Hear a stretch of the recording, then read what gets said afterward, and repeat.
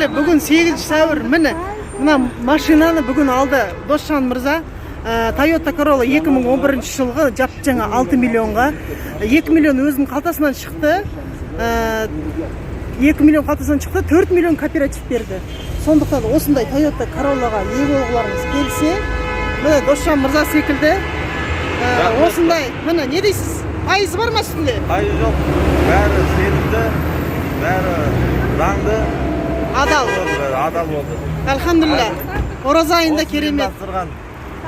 Жігіттер, әркемімізді Алла разы болсын. Alhamdulillah. Осындай өсімсіз мәшіне беріп жатқан. Әр қазағыма, әр қазақстандыққа көмектесіп жатыр, осындай. Әрбір қазақстанға көмектесіп жатыр. Осындай көмек баршасында тие берсін. Alhamdulillah.